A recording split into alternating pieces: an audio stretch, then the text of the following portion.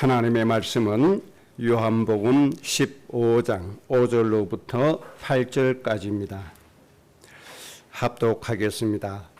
나는 포도나무요 너희는 가지라. 그가 내 안에 내가 그 안에 거하면 사람이 열매를 많이 맺나니 나를 떠나서는 너희가 아무것도 할 수 없음이라. 사람이 내 안에 거하지 아니하면 가지처럼 밖에 버려져 마르나니 사람들이 그것을 모아다가 불에 던져 사르느니라. 너희가 내 안에 거하고 내 말이 너희 안에 거하면 무엇이든지 원하는 대로 구하라. 그리하면 이루리라. 너희가 열매를 많이 맺으면 내 아버지께서 영광을 받으실 것이요 너희가 내 제자가 되리라. 아멘. 오늘 말씀의 주제는 원하는 대로 구하라 는 말씀으로 은혜 받겠습니다. 오늘 말씀의 핵심 구절은 15장 7절입니다. 너희가 내 안에 거하고 내 말이 너희 안에 거하면 무엇이든지 원하는 대로 구하라. 그리하면 이루리라. 하나님 우리에게 이 약속의 말씀을 주셨습니다. 여러분 하나님 앞에 무엇이든지 구해서 모든 응답 누리는 여러분의 인생 되시기를 바랍니다.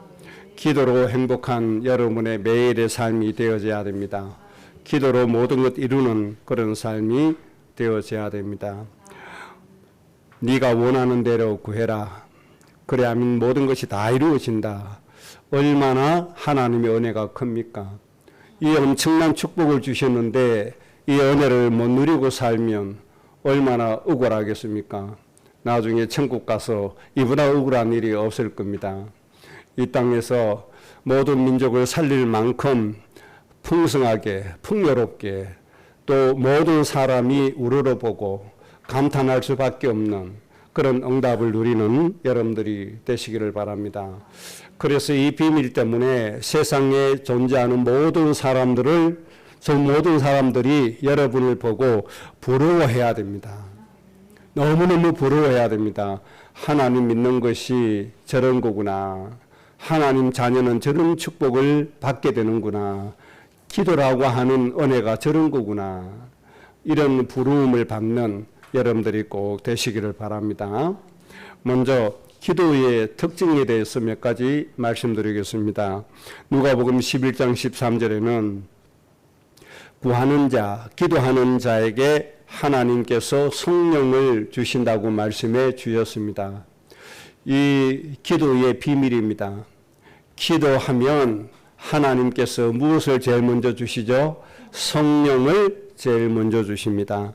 이 성령이 왜 중요합니까? 성령은 우리에게 이 세상의 우주 만물에 관한 것, 이 세상의 자연 법칙에 관한 것, 하나님의 창조 원리에 관한 모든 것들을 가르쳐 주시는 분이 바로 성령이십니다. 하나님이 성령을 우리에게 주셔서 모든 것을 가르쳐 주세요. 그래서 성령에 충만한 사람의 특징이 뭡니까? 어떤 일을 맡겨도 그 일을 잘합니다. 남이 처리하지 못하는 일, 그 사람은 능히 처리하고도 남습니다. 다 해결합니다. 왜 그렇죠? 성령이 가르쳐 주시기 때문에. 그리고 이 성령이 우리의 무능함을 깨뜨려 주십니다. 내 힘으로 안 되지만 성령께서 역사해 주시기 때문에 하나님의 능력이 성령에 의해서 내 몸에, 내 지식에 나타나게 되죠. 그래서 하나님의 능력으로 모든 일을 하게 됩니다. 기도하면 이런 성령의 은혜가 온다는 것이죠. 살다 보면 우리의 마음이 또 허전해질 때가 있지 않습니까? 또 외로울 때가 있잖아요. 개인이 마음이 우울해질 때가 있잖아요. 이때 성령께서 우리에게 어떤 일을 하시는지 아세요? 하나님의 위로의 말씀을 우리 마음속에 딱 기억나게 생각나게 해주십니다. 우리가 붙잡고 힘을 얻을 말씀을 성령께서 우리 마음속에 생각이 나도록 역사해 주시는 겁니다. 이때 우리는 뭐 하죠? 이 말씀 누리게 해달라고 또 기도 들어가잖아요. 또 기도하면 하나님 뭐 주시죠? 또 성령 주시잖아요. 그래서 내가 고민하는 모든 걸 다 해결해 주시죠. 내 무능함을 깨뜨려 주시죠. 하나님의 창조의 능력이 또 임하게 되죠. 이렇게 해서 우리의 삶이 점점 더 풍성해지고 점점 더 영적으로 풍요롭고 또 육적으로도 더 강건해지는 그런 은혜가 있고 또 경제적으로도 풍성해지는 은혜가 있게 되어지는 겁니다. 이렇게 기도는 성령을 누리는 비밀이 되어집니다. 그래서 기도는 하면 할수록 우리에게 뭐가 되죠? 하나님의 축복이 쌓여지는 겁니다. 이 얼마나 좋은 은혜입니까? 이것을 땅에 묻어놓으면 안 되잖아요. 이것을 놓치고 살면 안 됩니다. 그래서 너는 쉬지 말고 기도해라. 쉬지 않고 기도하면 할수록 우리가 은혜가 넘치게 되는 겁니다. 그 다음에 이 기도에 대한 특징, 구하는 자에게 뱀을 줄 부모가 어디 있겠냐 그랬습니다. 그러니까 이게 무슨 뜻이죠? 구하는 것에는 나쁜 결과가 절대로 올 수가 없다. 기도하면 무조건 결과가 어떻게 되죠? 좋은 열매가 온다. 그런 뜻이 되는 것이죠. 그 다음에 또 중요한 특징이 있습니다. 구하여도 받지 못한 사람이 있어요. 기도는 많이 하는데 철야기도도 하고 금식기도도 하고 온갖 기도 다 하는데 산기도 가고 기도원 가고 하는데 응답 못 받는 사람이 있어요. 그 이유는 뭐죠? 한 가지밖에 없습니다. 육신의 동기 가지고 하는 기도. 정력으로 쓰려고 구하는 기도는 하나님께서 응답해 주시지 않습니다. 그러니까 동기가 발라야 돼요. 동기. 이유가 올바라야 된다는 거죠.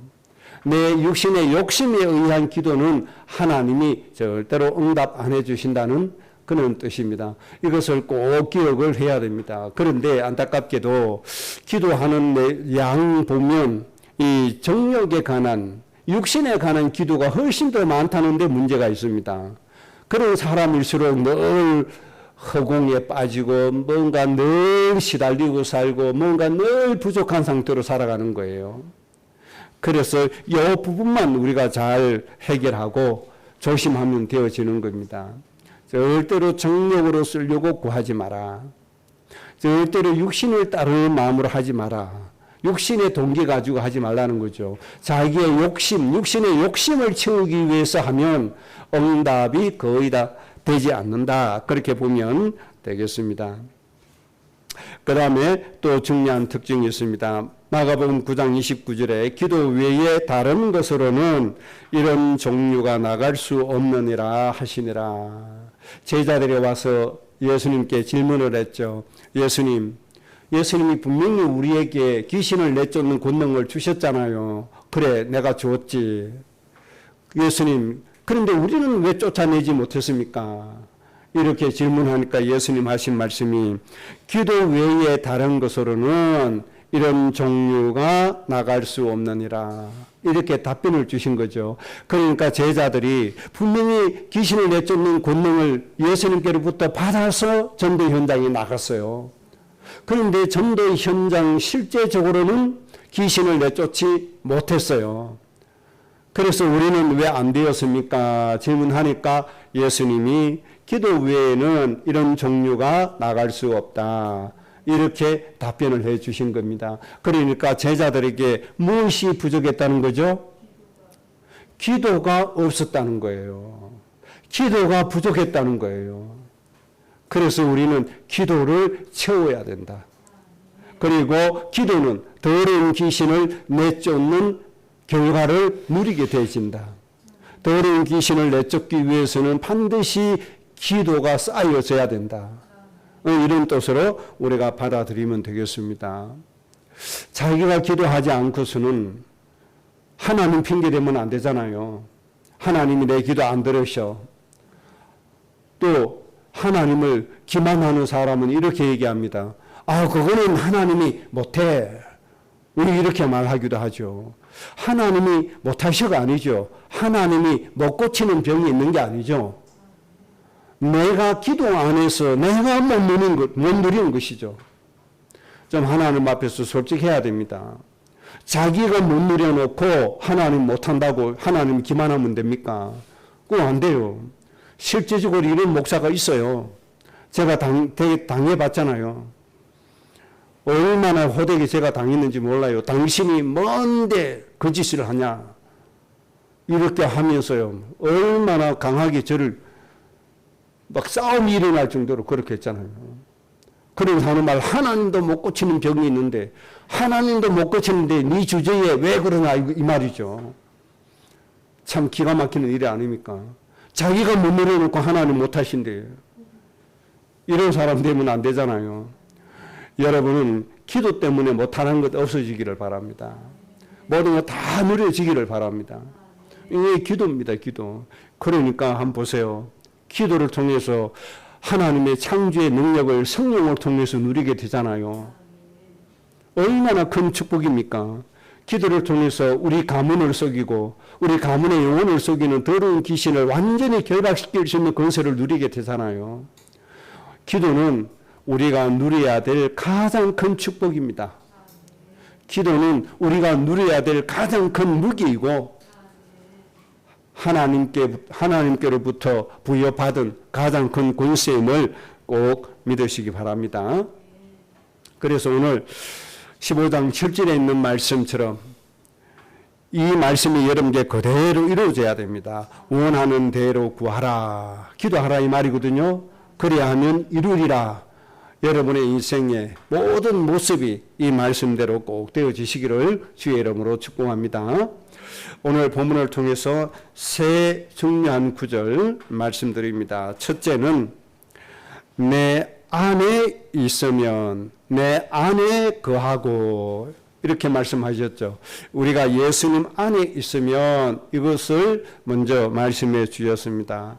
이 말씀의 뜻이 뭔가 하니까 요한복음 1장 12절에 영접하는 자, 곧 그 이름을 믿는 자들에게는 하나님의 자녀가 되는 권세를 얻게 된다.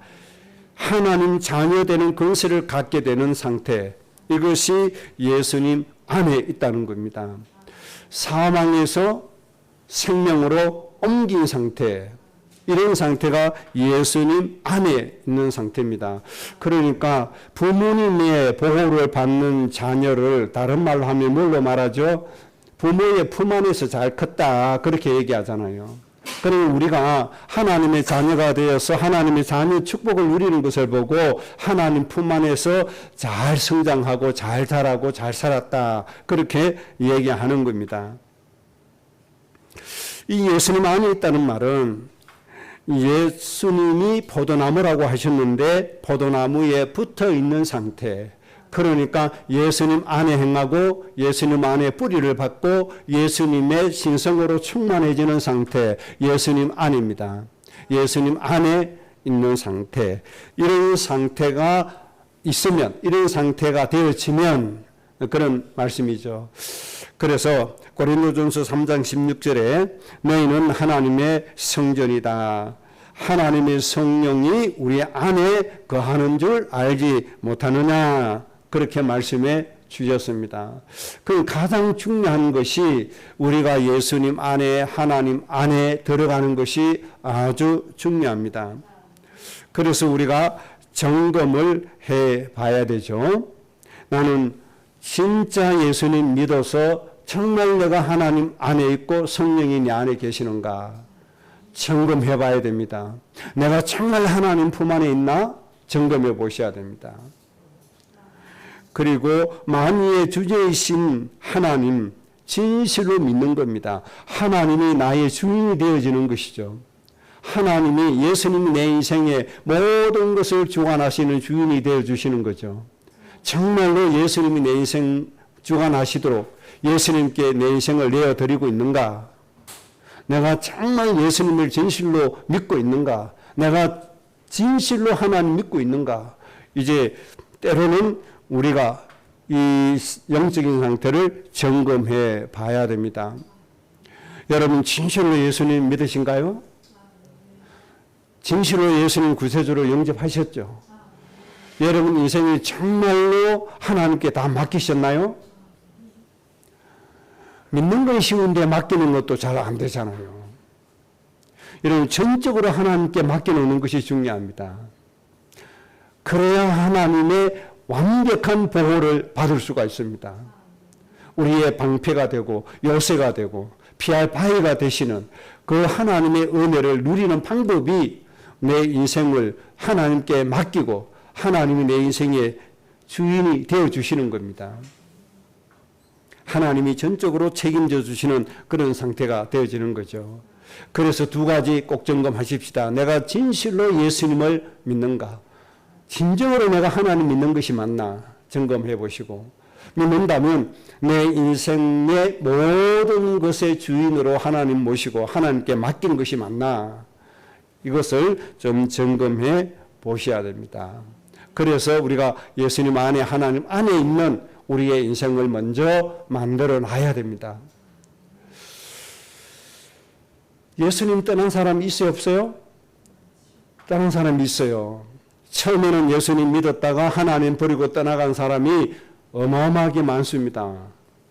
오히려 상대적으로 보면 끝까지 예수님 안에 있는 사람보다 예수님을 떠나간 사람이 예수님 시대에 더 많았다는 걸 알아야 돼요. 하나님의 은사를 맛보고 떠나간 사람이 훨씬 더 많았습니다. 그래서 예수님께서도 나를 따르는 사람들이 나를 주인으로 모시기 때문에 따르는 것이 아니다. 육신의 표적을 받기 때문에 따랐다. 그렇게 말씀을 하셨잖아요. 그래서 우리는 이 두 가지 꼭 점검해야 됩니다. 정말 하나님이 내 주인이신가?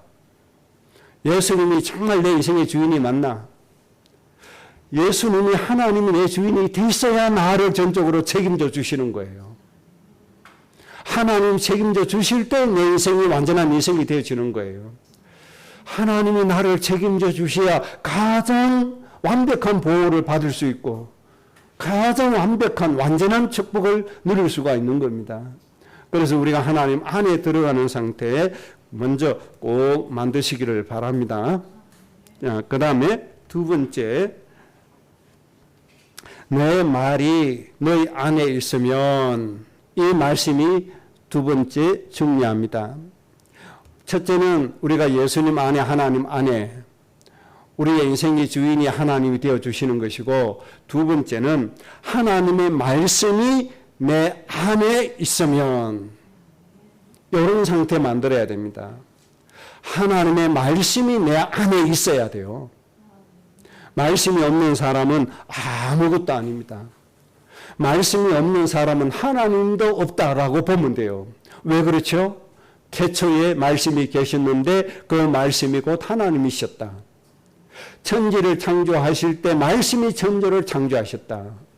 그렇게 말씀하셨단 말이에요. 그리고 이 말씀은 곧 하나님과 마찬가지란 말입니다. 그래서 하나님이 하신 말씀이 중요해요. 여호와 하나님은 하나님 본체시고 하나님이 주신 말씀도 하나님이십니다. 그럼 하나님이 주신 말씀이 내 안에 있어야 된다 이 말입니다. 내 마음속에, 생각 속에, 내 인격 속에 하나님의 말씀이 어느 정도로 차 있느냐, 이게 중요합니다. 내 마음과 생각 속에 하나님의 말씀의 양이 얼마인가가 중요합니다. 하나님의 양이 중요해요. 내 생각 속에 있는 하나님의 말씀의 양 중요하단 말이에요. 내 마음과 생각 속에 하나님의 말씀의 양이 중요하다 이 말이에요. 아주 이게 중요합니다.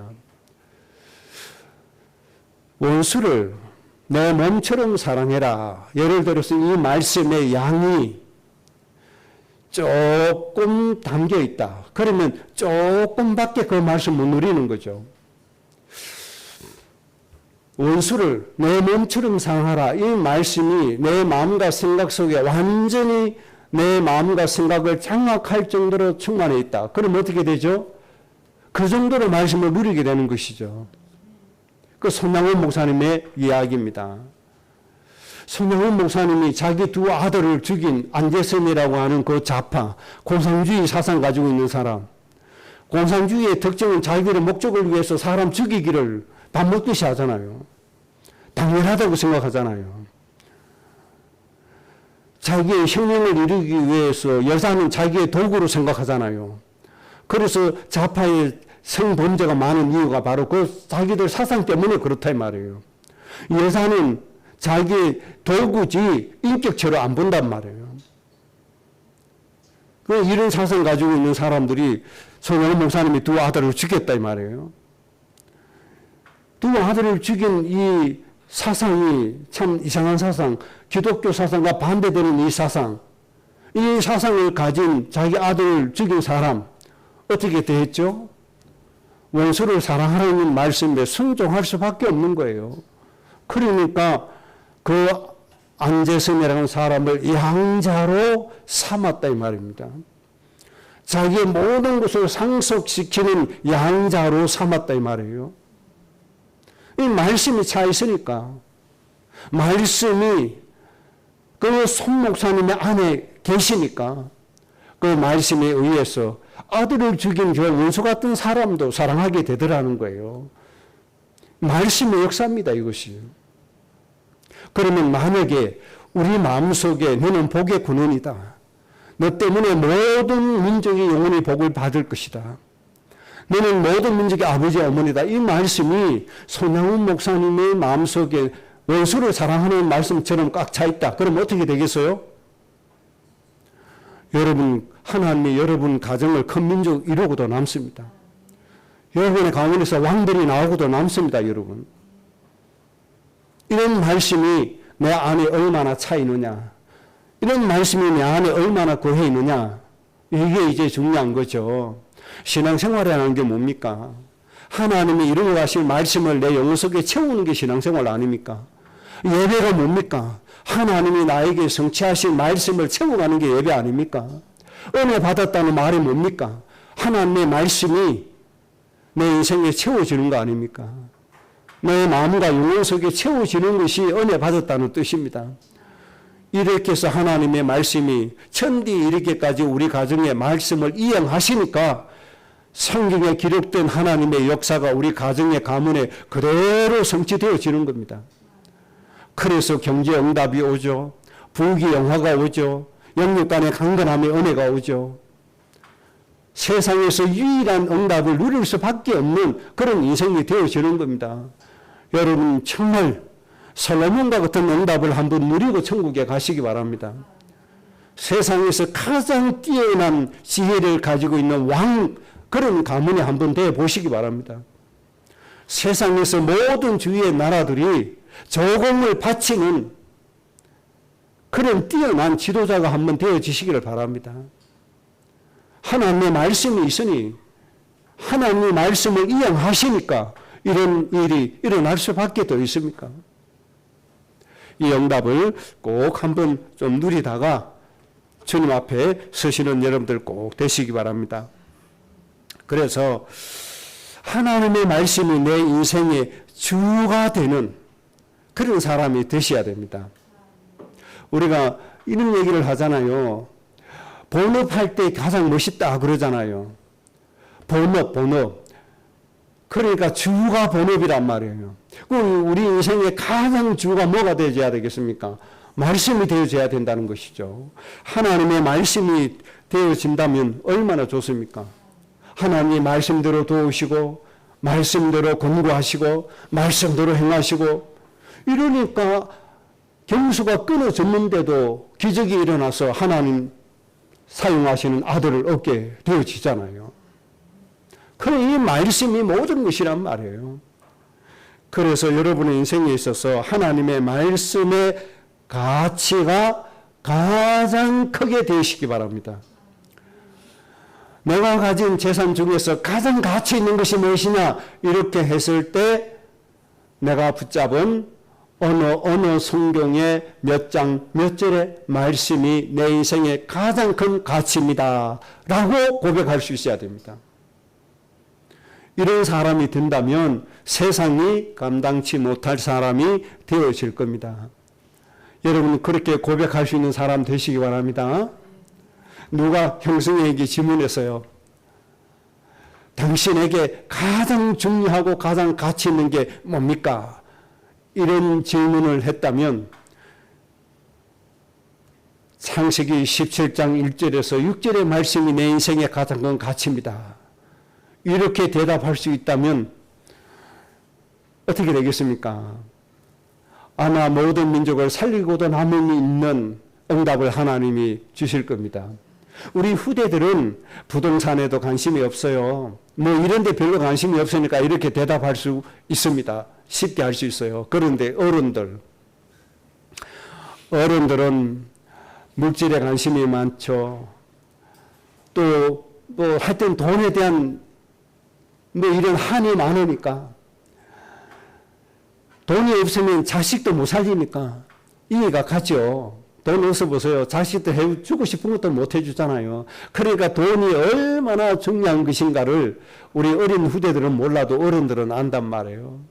돈의 중요성을 아는 어른들에게 당신에게 가장 큰 가치가 뭡니까? 했을 때 내가 서울에 있는 그 상가입니다. 이렇게 대답하는 사람도 많이 있을 거예요. 그런데 우리 어른들은 정말 하나님이 주신 창세기 12장 1절에 3절의 말씀이 내 인생의 가장 큰 가치입니다. 라고 대답할 수 있다면 하나님이 너무너무 감동되어서 솔로몬에게 주셨던 것처럼 구하지 않은 것까지도 하나님이 주실 겁니다. 여러분 정말 그렇게 고백할 수 있습니까? 내가 붙잡은 말씀이 내 인생의 가장 큰 가치입니다. 고백할 수 있는 말씀이 있어지기를 바랍니다. 하나님 앞에 진실로 그렇게 고백할 수 있다면 우리 인생은, 우리의 가정 가문은 성공할 수밖에 없고 하나님이 세상에서 뛰어난 가문으로 세울 수밖에 없고 모든 민족을 살릴 수 있는 가문으로 축복해 주실 것입니다. 오늘 이 은혜가 꼭 있어지기를 바랍니다. 그래서 여러분이 하나님의 말씀에 대한 내 마음의 상태를 잘 만들어야 되는데 30배, 60배, 100배의 결실을 맺을 수 있는 옥토밭으로 만들어야 됩니다. 좋은 땅으로 만들어야 됩니다. 신앙생활의 모든 성공의 열쇠는 이겁니다. 하나님의 말씀에 대한 내 마음의 상태가 어떠한가? 여기에 따라서 내 인생이, 우리 가정 가문의 응답에 또 축복의 질이 결정되어질 겁니다. 길가에 있는 밭과 같은 상태라면 정말 하나님의 응답을 누리기 어려울 겁니다. 돌밭과 같은 상태의 마음이라면 하나님의 응답 받기 어려울 겁니다. 가시떨기 밭과 같은 우리의 마음의 상태라면 응답받기 어려울 겁니다.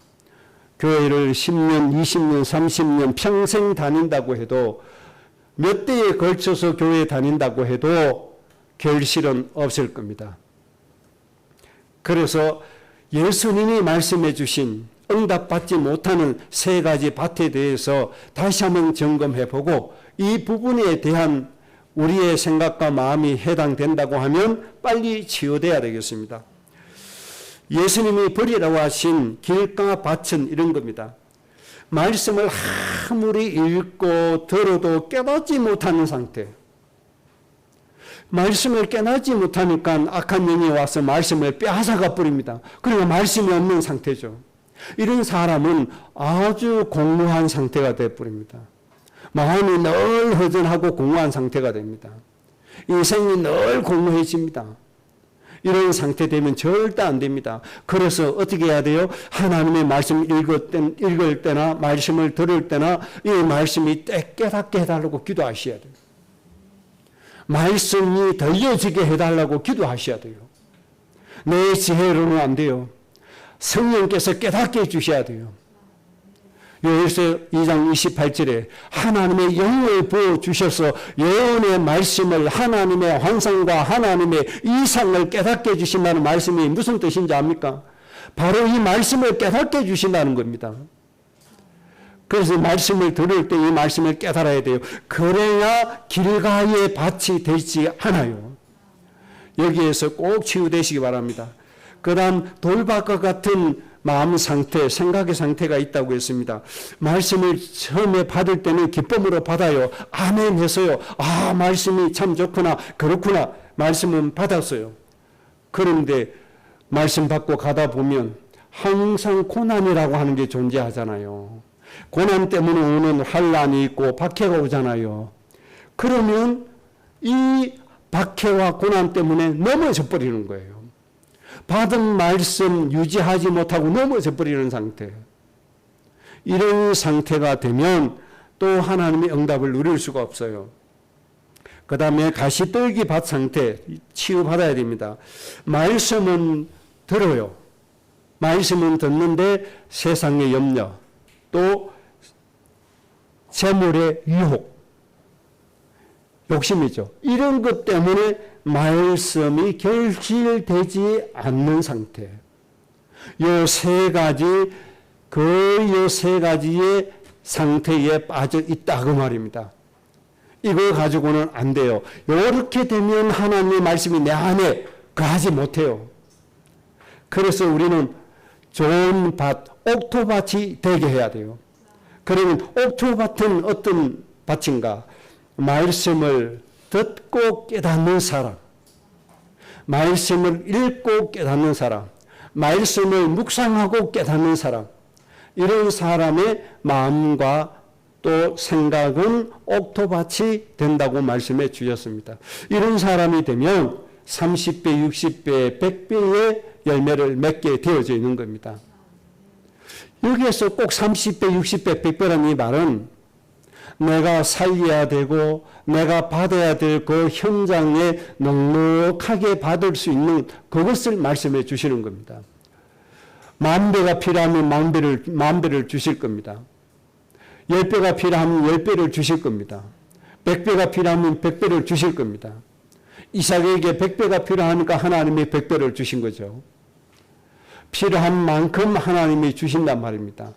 넉넉히 하나님의 나라를 세울 정도로 하나님이 주시게 되어져 있습니다. 그래서 하나님의 말씀이 여러분의 마음 안에 거하시도록 여러분의 마음 옥토밭을 꼭 만드셔야 돼요. 하나님의 말씀을 듣고 깨달으셔야 돼요. 깨닫기만 하면 됩니다. 깨닫고 하나님의 말씀 순종하려고 하나님 앞에 애쓰고 노력하면 돼요. 그렇게 하면 옥토밭이 되어집니다. 그러면 하나님의 말씀이 내 안에 거하게 되어집니다.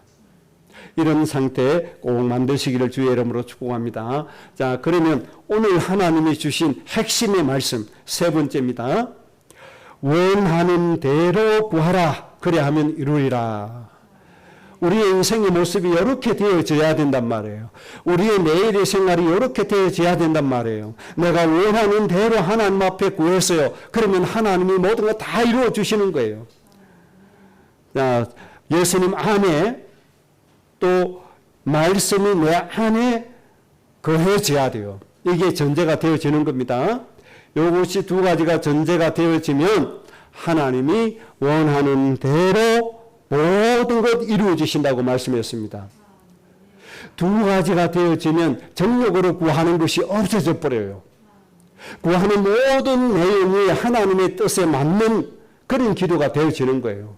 그러니까 하나님이 모든 것을 다 이루어 주실 수밖에 없는 거예요. 여러분 인생 꼭 이렇게 되시기 바랍니다. 원하는 대로 다 받는 인생 되어져야 돼요. 내가 우리 할아버지 할머니 영혼 구원해야 되겠다.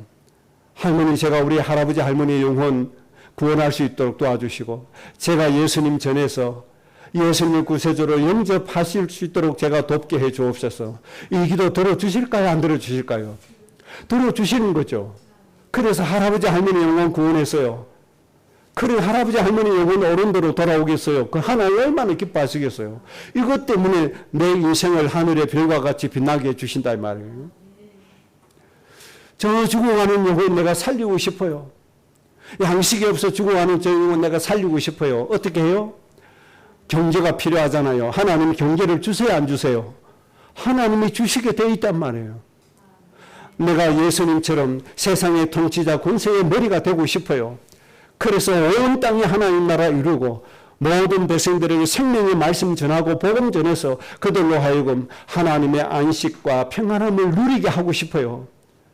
이런 마음 가지고 하나님, 제가 정복하고 다스리는 사람 되게 해주세요. 기도했어요. 하나님 이루어 주실까요? 안 이루어 주실까요? 하나님 이루어 주시게 되어 있습니다. 그래서 원하는 대로 무엇이든지 원하는 대로 구해라. 무엇이든지 제한이 없어요. 제한이. 경제가 필요합니까? 경제를 구하세요. 하나님이 제한이 없어요. 다 주시게 돼 있어요. 그래서 여러분들 기도해서 모든 것을 이루어 주시는 이 하나님의 응답 때문에 여러분의 인생이 즐겁고 행복한 인생 되시기를 바라고, 여러분의 힘을 얻는 그런 인생이 되어 주시기를 바랍니다. 꼭 기억하시기 바랍니다. 요한복음 19장 30절에 예수님이 십자가에서 마지막으로 선포하시고 가셨습니다. 다 이루었다고 선포하셨습니다. 무엇이든지 원하는 대로 구하라 이루리라. 예수님이 다 이루어 주셨습니다. 여러분의 인생 꼭 이렇게 되시기 바랍니다. 그래서 기도하는 것이 가장 큰 기쁨이 여러분들에게 되셔야 돼요. 기도하는 즐거움이 여러분의 인생 중에서 가장 큰 즐거움이 되어져야 돼요. 기도하니까 너무 좋더라. 여러분들이 이런 마음이 꼭 되시기 바랍니다. 기도해서 모든 것을 체험하고 누리는 내일의 생활이 되시기 바랍니다. 이런 삶을 만들어야 돼요. 그래서 하나님의 영광이 나타나고 많은 사람들에게 그리스도의 정인이 되어지는 겁니다. 결론입니다. 내가 무엇을 이루기 원하는가? 내가 무엇을 이루기 원하는가? 잘 좀 생각을 하시면 됩니다. 하나님 앞에. 무엇이든지 원하는 대로 구하라고 했으니까 내가 무엇을 원하느냐? 이것을 좀 잘 정리된다면 하나님이 더 기뻐하시고 더 큰 응답을 주시고 그 큰 축복을 우리에게 주시게 될 겁니다. 그래서 정욕에 해당되는 것 말고 육신적인 동기가 말고 영을 따르는 자로서 하나님께로부터 위임받은 것을 이루려고 한다면 하나님께서 원하는 대로 구하라. 모든 것을 이루리라. 하나님이 이 말씀을 허락해 주실 겁니다. 기도해서 매일같이 하나님이 역사하시고 이루어 주시는 것을 체험하고 누리면서 사라지는 여러분의 인생 되시기를 주의 이름으로 축복합니다. 합심으로 기도하겠습니다.